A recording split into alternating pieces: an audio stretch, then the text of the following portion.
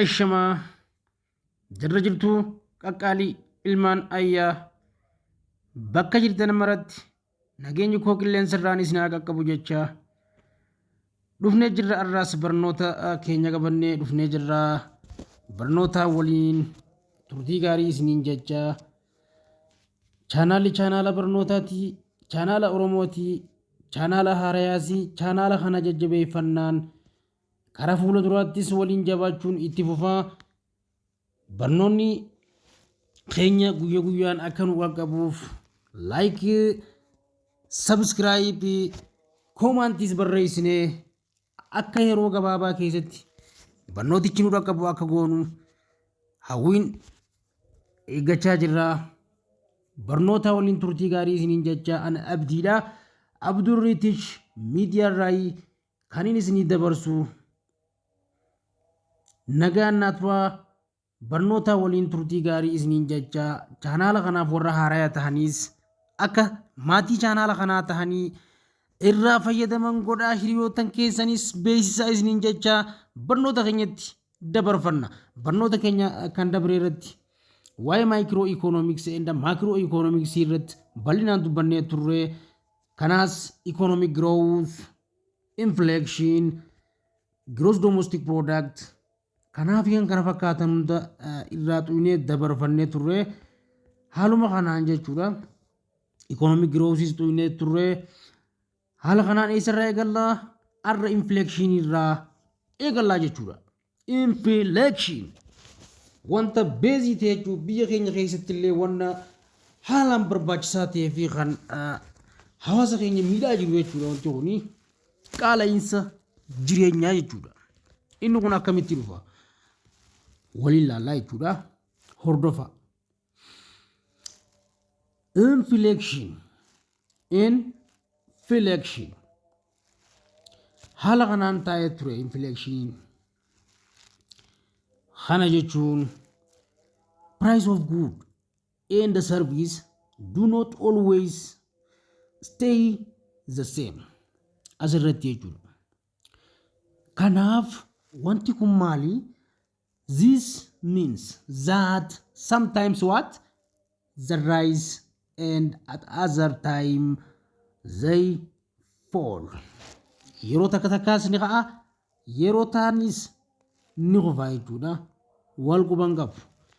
Asitti jireenya kee karaa samiitti si harkaa kutaa qaala'insa jireenyaa wanti ati silaa barbaaddu dhabamuudhaan rakkoo adda addaatiif kan si saaxiluu fi kufaatii adda addaa yookaan kufaatii dinagdee kan dabalu jechuudha. Wanti kun kana jechuun qaala'insa jireenyaa jechuun sadarkaa gatii hunda dabaluu yookaanis gatii hunda dabaluu yookaanis ammallee gatii sadarkaa gadi hunda hir'isuu haalaan humna silaa ati barbaadu sanii walgituu dhabuu fi kan kana fakkaatan hunda of keessaa qabaa jechuudha.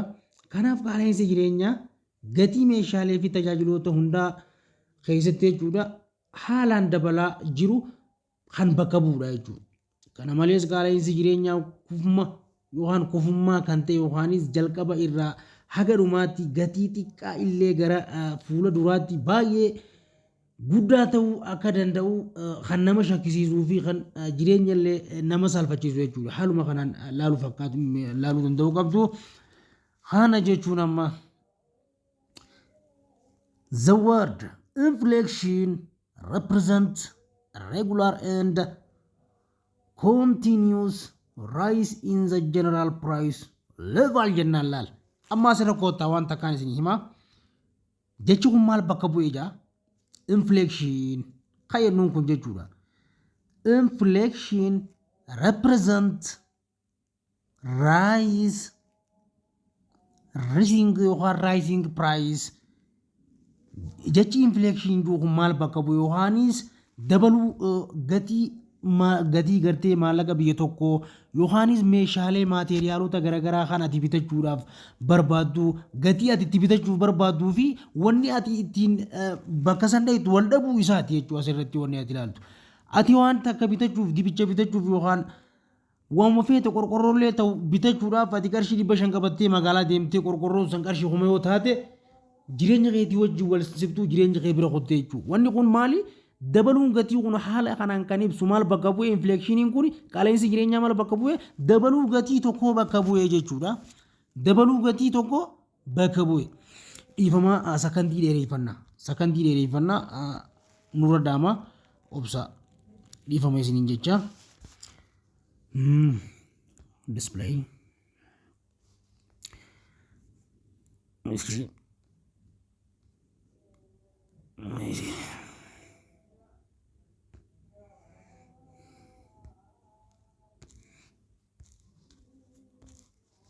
Yeroo deebinee jirra dhiifama isiniin jecha haala kanaan jechuudha all good almost all good and service.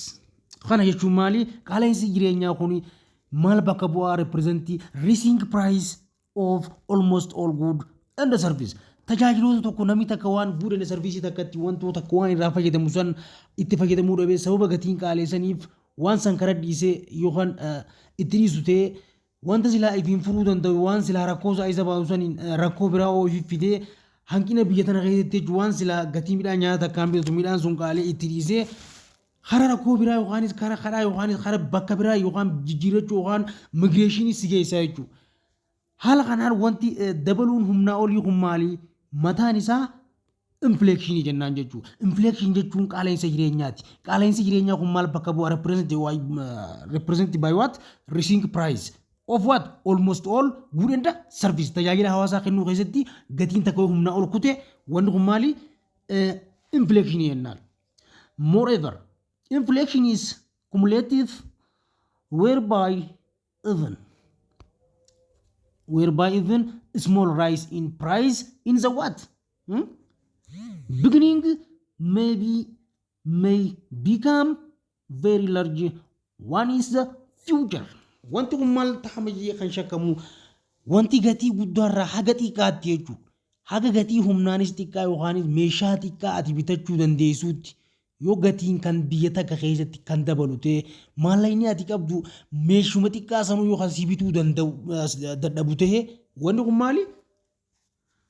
Xiqqaa guddaarraa haga xiqqaatti illee qaala'insi gatiin dabaluun sun maali? Hara fuula duraatti illee waggaa raagamee ilaalu large one in the future become very large. Wanti kun bal'achaa dhufe jechuudha. Maaliif? Gatiin xiqqaarraa haga guddaatti wanni kun kufaatiin biyyaa waan dhufeef qaala'insi jireenyaa waan dabaleef gatiin silaa waan takka ittiin barbaadde ittiin bitattu ni dabalee dirqama waan san itti dhiiftee jechuu bakkaati. Waan san good and service irraa argachuu hin dandeenye. Tajaajila gahaa irraa argachuu hin dandeenye waan ta'eef postpone gootee dabarsite. Kanaaf waan silaa inferior normal gudii fayyadamuu qabdu inferior gudii fayyadamtee jechuudha. Waan silaa agartee meeshaa originaala fayyadamuu qabdu meeshaa salbaaqii gad deebitee darsa keessaa fayyadamtee jechuudha. Kanaaf wanti kun maali? Maal bakka bu'ee? Qaala'insa jireenyaa yookiin inflekshiiniidha jechuudha. Kana jechuun similarly in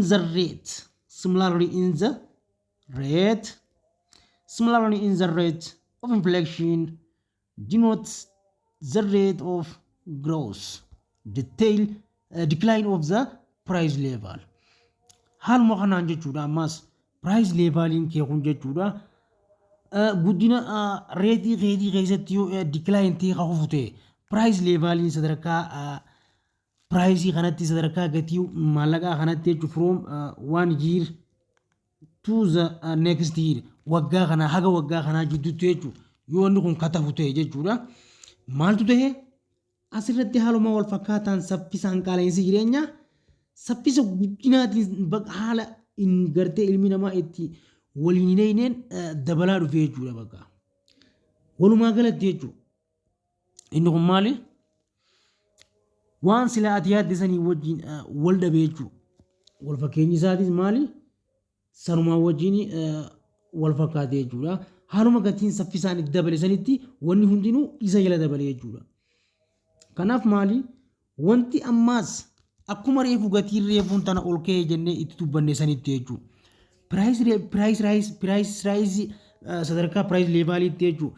Gatiin takka high ta'ee wanni ati barbaaddu maateriyaal guutuun sarviisii irraa argachuu dadhabdu inflekshinii jedhama jennetti ammaas yoo gartee generally speaking Mali, it is what?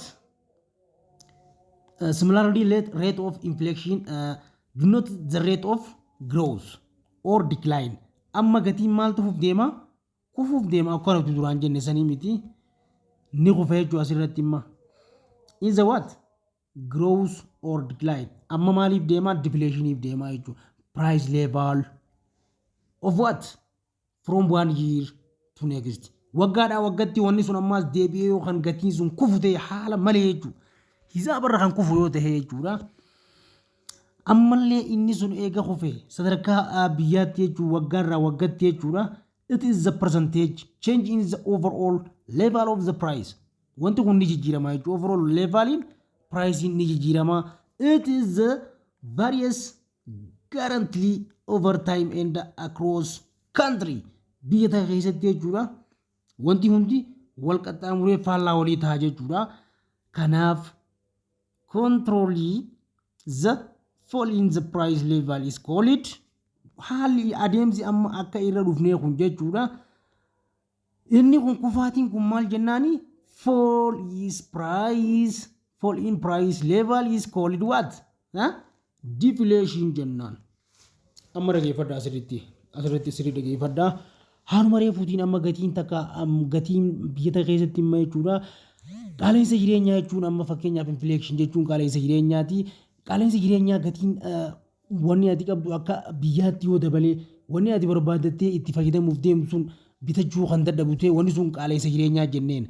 Ammoo yommuu deebi'ee maas wanni silaa ati gatii maallaqa ni qabda asirratti wanni silaa ati barbaadu sun kufee jechuudha. Waan silaa barbaadu harkattu midhaan keessa fakkeenyaaf ammoo midhaan ati silaa oomishtee gabaaf dhiyeessitu kun gatiin isaanii kufaa yeroo gatiin isaa kufee akka biyyaatti jechuudha.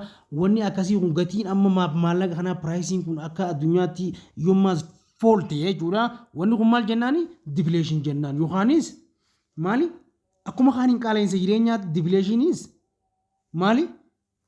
Kufaatii isa sanii jechuudha. Faalluma isa saniitti jechuudha kunis amma deflationiinis wanta silaa ati oomishte san gatii dhabsiiftee jechuudha.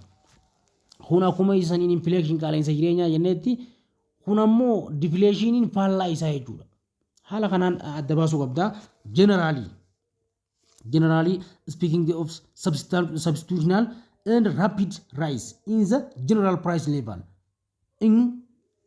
induce decline. Asirratti ni kufee jechuudha. The purchasing power warreen purchasing power of money warreen maallaqa waa barbaadanii bitatan jechuudha. Which ammallee main people must speed more to buy.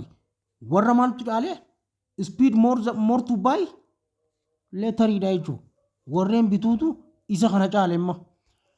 Warri bitu caalee jira. Must namni barbaadu jechuun waan kana barbaadu ni dabala. Speediidhaan dhufe by liter. Yeroo kana maal ture? Milk fakkeenyaaf liter of milkiin kilogram of sugarii maal godhe speediidhaan ni caala. Kuni speediidhaan irraa gataana jechuudha. In abuse that when the price rise gaafa kana maali? Price rise gatiin ni dabalaaf. And what? Money buy less. Maallaqni ati qabdu ni kufa asirratti wanni ati beekuu qabdu jechuudha. Money ati qabdu what? Money buy maallaqni sila ati waan saniin itti bittu maal ta'a? Less ni kufa jechuudha. Reefu maal ta'e ni dabale. Maallaqni sun waan dabaleef qaala'insi jireenyaa dhufe. Ammoo maallaqni immoo sila waan kanaan bittu amma less ni irrate wanni ati sila oomishatte kun gabaa irra dhiyeeffatte gatii si harkaa dhabe jechuudha. Deflation jennaan waan kanaan. Faallaa isaa jechuudha. Haala kanaan standard of living decline over time. Yeroo yerootti wanti kun jechuudha kufaa deemaa jechuudha. Therefore inflation increase the cost of living and what? Decrease in purchasing power of currency. Hubadhu asirratti. Inflation yoo increase ta'u yoo dabalu cost of living gatii waan sanii maali? Cost of living isa and what? Decrease ni gad irrisaa jechuudha. Purchasing power of currency warreen waan san barbaadan ni baay'atu jechuudha asirratti. Haala kanaan adda baasuu qabda jechuudha.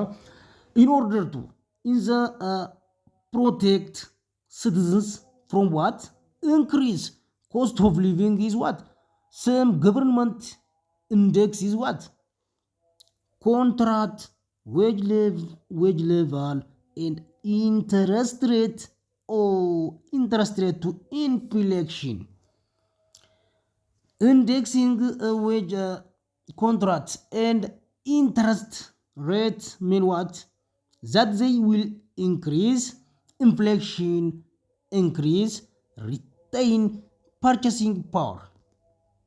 Waliin akkasitti faallaa deemaa jechuudha. Akkasitti adda baafadhu hubadhu.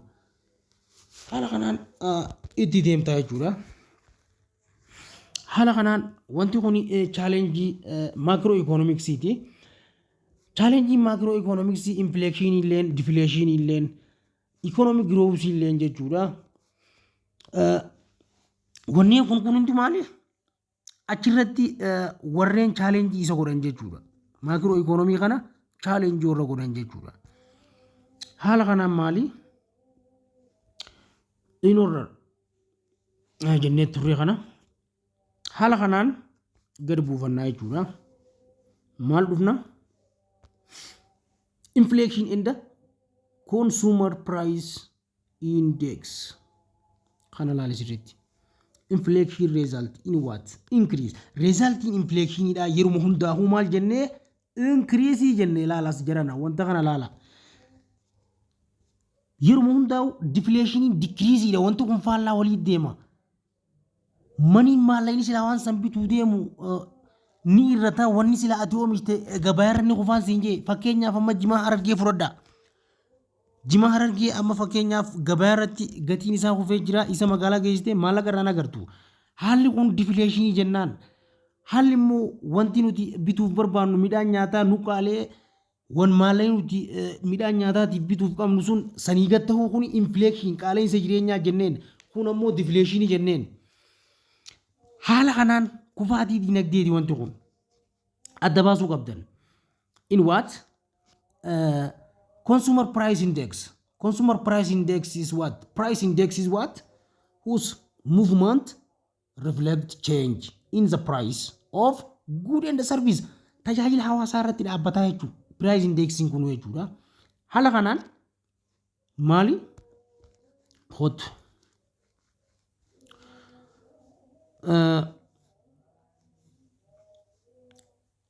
The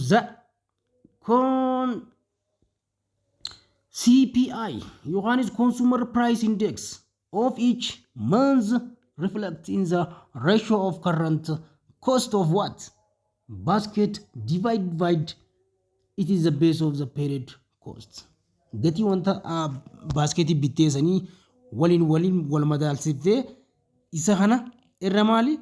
Cost gatii ati waan saniin bittee jechuudha. Over gatii ati waan saniin bittee jechuudha. Haala saniin madaaltee consumer price index keessa labuu dandeessaa jechuudha amma asirratti dabarfadhu. Hootu haala salphaadhaan formula consumer price index hogga jennu hollaaladhu. Consumer price index. Consumer price index is what? CPI is equal to current cost of the basket over what? The base year cost of basket. Amma haala kanaan laallachuu qabdu. Wanta kana sirriitti itti maxxanfadhu. Maal nuun jee sadarkaa wanta kanaatti nu himaa jira amma waan asirratti ilaalladhu. Sadarkaa wantichaati amma kan inni nu himaa jiru waan biraas ittiin fakkaatiin. Amma sadarkaa qaala'insa jireenyaa jechuudha. Sadarkaa qaala'insa jireenyaa wal qixaan jaa. Laal qaala'insa jireenyaa shalagaa jirta amma asirratti hubadhu. Sadarkaa qaala'insa jireenyaa is equal to guyyaa waan san itti silaa consumer price index waan san keessatti baaskeessi keessatti itti bittuu san irra waat guyyaa waan san ammas deebitee waggaa takka keessatti jechuudha current cost of gatii waan san baaskeetii keessatti bittee fi base year cost base year yeroo waggaa san keessa cost ati immoo waan meeshaa baaskeetii keessa sanitti bitteeti amma addaan baafadhu waan kana irratti jechuudha. Wanti kun si dogoggorsiisini sirriitti na hordofi haala kanaan adda baasnaa jechuudha. Ayyee na hordofi haala kanaan jechuudha. Ni shalayda jechuudha haala kanaan. CPI, angle rate of inflation or deflation, is calculated in the percentage rate of change in the price index. Calculate inflation rate. Calculate inflation rate actually. Then border one of the subtract the past wanta bittee dabarfatte jechuudha. Deet guyyaa itti bitte san qanii itti bitte bara sanii wajjin jechuudha. Bara hangasii waan hangasii akkasiin bitte CPI kana jechuudha. From the current date guyyaa hon san itti bitte CPI consumer price index and divide what? Answer the past date guyyaa ammas waan sanitti bitte jechuudha. Past guyyaa waan san bitte dabarfatte jechuudha. Isa kana itti shalayda. Example kana halaallu mee? Example kana halaallu sirriitti na hordofaadha. Example maal jaa? Waa'ee wooma formuluma amma laallee kanaati jechuudha. Formuluma amma laalleeti. Formula amma laalleeti wajjin the same wal fakkaataadha. Sirriin na hordofadhu. What? Yeah. Maal nuun jee? Consumer price index. Example in our Jordan. Example, if your current price total is 516 birr and your past price total is what? $340. Your equation would be what? 560 over what? 430 is equal to 1.30. The multiply this by what? 100 to create baseline for what? Consumer price index, which makes what? 130. The you will what? Subtract 100 baseline from 113. That means what? 130 minus 100 is equal to 13%. The total is 30% represent in what? Percentage change in the price from of the previous year. Hamba kawe isa kana jechuudha 30% jechuudha. Haala kanaan adda baaftee deemtaan jechuudha. Wanna salphaadha wanti kun yoo ati itti maxxantee kan laaltu ta'e maatiksiin akkana salphaa hin jiru. Fuula dura garuu maatiksii jajjabaa jira. Kuni waa yeroo irratti gumnuu qabu maatiksii salphaa hada emni dalagu jechuudha. Haala kanaan inflation rate qaala'insa jireenyaa yeroo shalaydu jechuudha. Current date CPI consumer price index minus past date CPI over past date CPI times 100%. Gadi fageenyaa waan kana narraa sirriitti dabaasi. Sirriitti narraa dabaasi. Amma qaala'insa jireenyaa shalaguudhaaf sadarkaa qaala'insa jireenyaa ni kaayanna. Guyyaa amma waan san itti bitte minus guyyaa dabremas kan itti bitte jechuudha. Irra guyyaa darbeetiin maas wanti kun gartee times 100%dhaan. Haala kanaan formulaan isaa kana fakkaata laala. Kan amma isinitti agarsiisu kana jechuudha. Amma isin olaal guyyaa ammaati kun.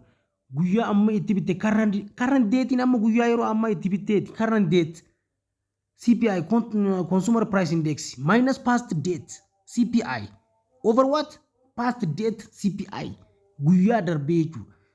Ha guyyaa arraa kanarraa irrisi kan guyyaa darbee hirii kan guyyaa darbee sanii firtaa jechuudha. Isuma san deebistee baay'isii 100%.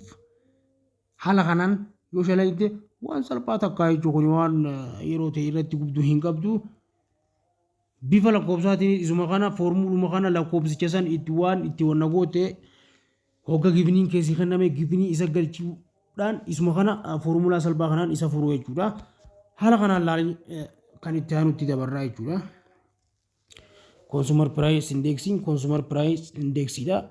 Kunis akkasuma Later in assume simple economy is which typical consumer buy only two good weight and edible oil in the consumer buy what 15 kilogram of weight and 10 liter of oil per hala kana laal taayuudha laal price kilo of weight garde hala kanaan isteeppiin amma inni siif itti kaa'ee akkaataan amma nuti dalaynee dhufneen sanii jechuudha bara duraa ni laalladha gatii weightiidha meeqaan bite consumer buy what 15 kilogram hala kanaan bara 2000tti 2 birriidhaan ni bite 10 birriidhaan ammas price of literii oil ni bite asitti immoo kilo of weight lamaan bite asi sadiin bite asi 13 bite bara kana laaltan jechuu isaan kana hundaa'u gabbuufatta amma asirratti formulaa keenya kaisa dura price index isa each year kan bara takka solution isaanii baafatta jechuudha haaluma amma inni sii kenneen jechuudha inflation rate from bara 2000 fi bara 2000 akka lakkoobsa Itoophiyaan kalendariitti jechuudha 2000 fi takkaa jidduu ashalaini kana finnee itti nama formulaa keenyatti barri keenya lafa jira compute one step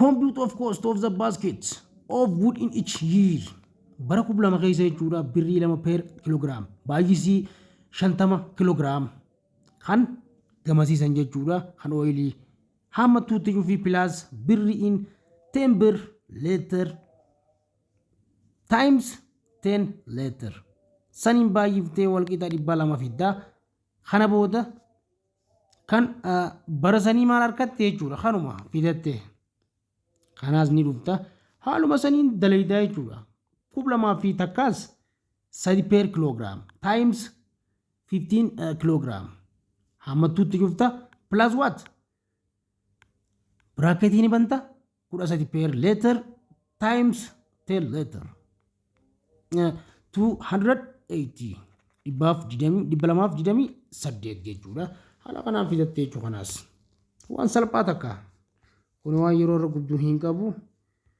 haala salphaadhaan finnee karaa barnoota keenya haayidaatti haa ceenu jechuudha kunneen waan takka waan nuuf wanna godhuu miti haala kanaan chaalenjoonni maakiroo ikoonoomii kana fakkaatu yeroo biraa barnoota biraa kutaa itti aanu isiniif qabannee dhufnaa kan irraa asumaan xumuramaa warri maatii chaanala kanaaf haaraa taatan akka abdurriitich miidiyaaf maatii taatan asumaan isin hubachiisnaa barnoonni keenya kan irraa asumaan raawwataan nagaatti nu jiraadhaan afirra kiyyaa barnoota sirriitti hordofaa karaa isin garsiifnaa yeroo rabbiin nu laaffise barnootaas isiniif maxxansinaa gaaffiillee isinii maxxansinaa nagaan nu jiraadhaa yeroo gaarii qabaadhaa barnoota keessaniin cimaa ta'a.